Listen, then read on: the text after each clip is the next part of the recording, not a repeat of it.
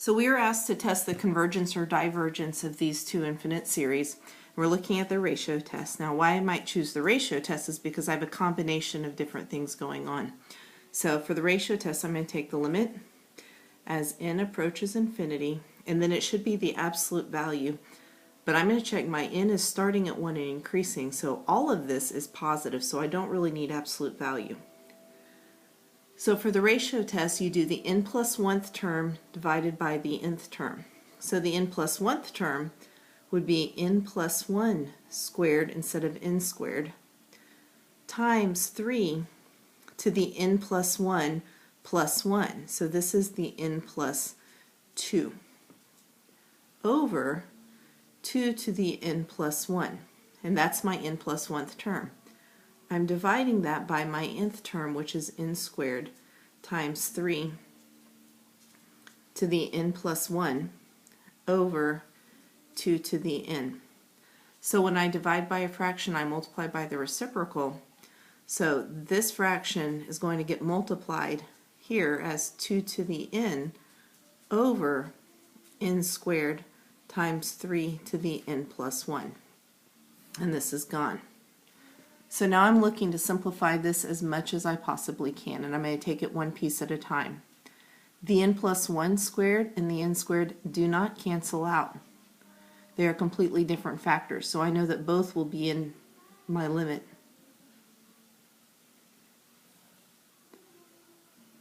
If I look at my 2's, I have n plus 1 2's in the denominator and n 2's in the numerator, so I have one more 2 in the denominator than I do in the numerator.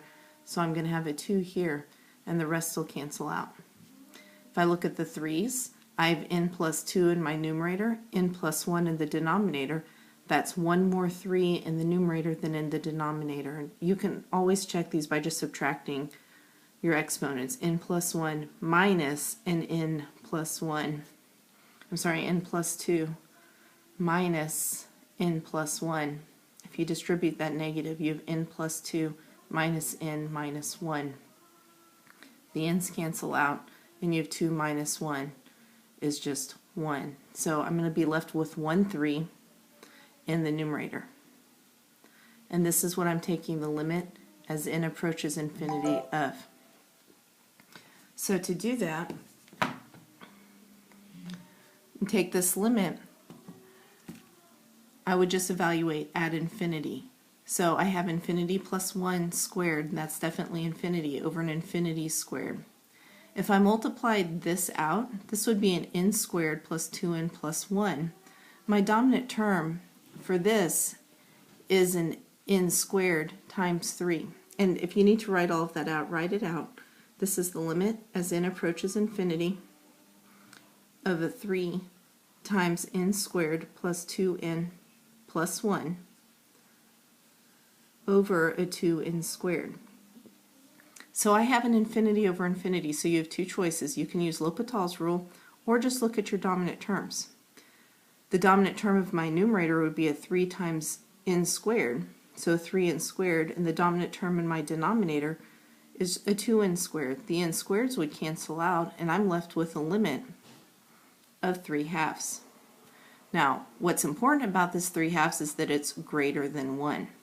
Since it's greater than 1, this series diverges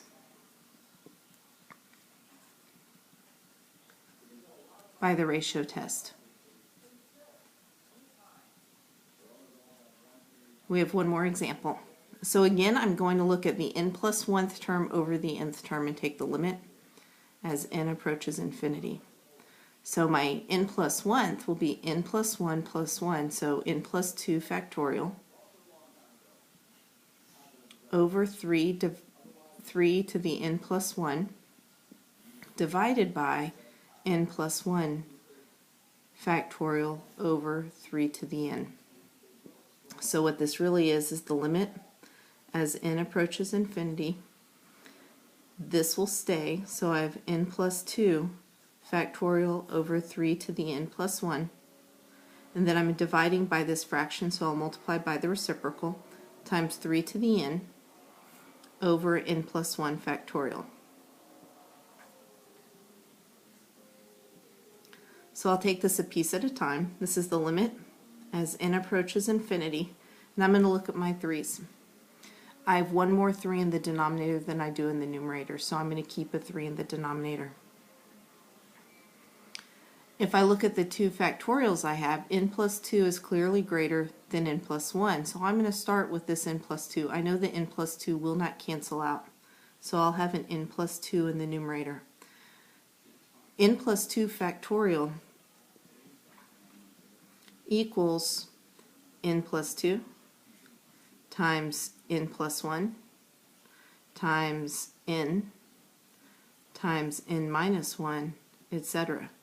So one way to look at it is just look and say all of these are going to cancel out, and that's what n plus 1 factorial is equal to. Some people actually write it like this. They would say that this equals n plus 2 times n plus 1 factorial. And then it's pretty clear to see that the n plus 1 factorials cancel out and you're left with the n plus 2.